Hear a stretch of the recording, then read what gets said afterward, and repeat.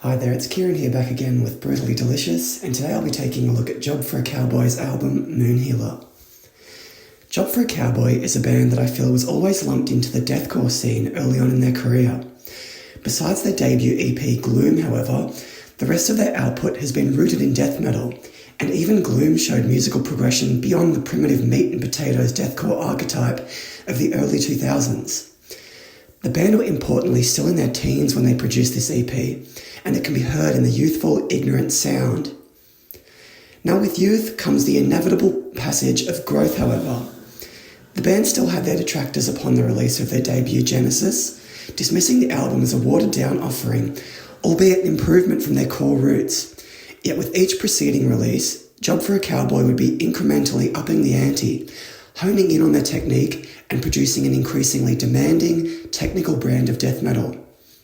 This remarkable rise would culminate in their 2014 album Sun Eater, which cemented the band's place as a legitimate force in progressive death metal, melding some serious chops with a fresh coat of paint and converting countless naysayers in the process. Sun Eater was a surprising delight that would make even the most jaded metalheads smile, but as quickly as they would enjoy a career renaissance, Job for a Cowboy would seemingly fall off the face of the earth. The band teased metal fans with a glimpse of greatness and an exasperating open-ended tale of what could have been.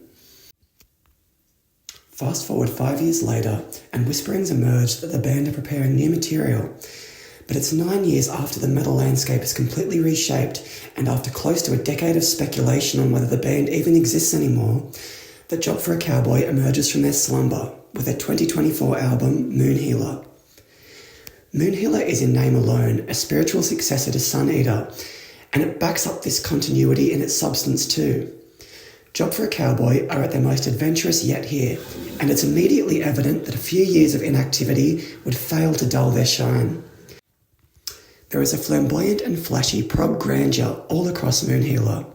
The bass lines are dynamic and dance around much like ornate classical music, and there is a warm jazzy tone and slap bass sections that are used to great effect. We are treated with guitar riffs aplenty that don't shy away from showing off, but they are melodic earworms that often sound almost like a synth themselves, another nod to prog rock. These are not the sort of angular dissonant solos more familiar to death metal, but they incorporate excellently with the soundscape Job for a Cowboy has crafted here. There is a palpable drama to every track, and they all blend seamlessly into the next, feeling a bit more like acts of one larger musical body, as opposed to standalone songs. The tracks flow well together and swell between churning death metal punishment and agile guitar gymnastics.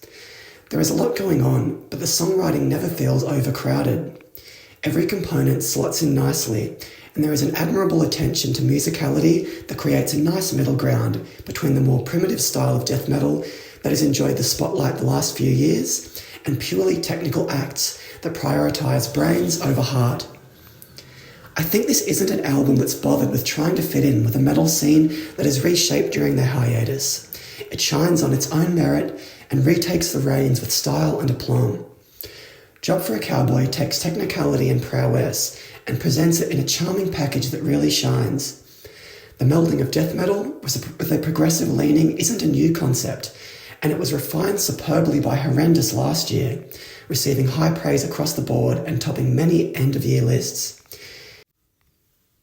It might be a bold proclamation, but I think Job for a Cowboy has created an even more engaging body of work here that hits those proggy notes while retaining even more grunt. I've always been first and foremost a music listener who is most swayed, in my opinion, by how something makes me feel. I tend to gravitate more towards the visceral and cathartic over the polished and refined, especially in regards to extreme music. However, I can happily say this album has scratched my itch while expanding my own outlook on what makes a great metal album.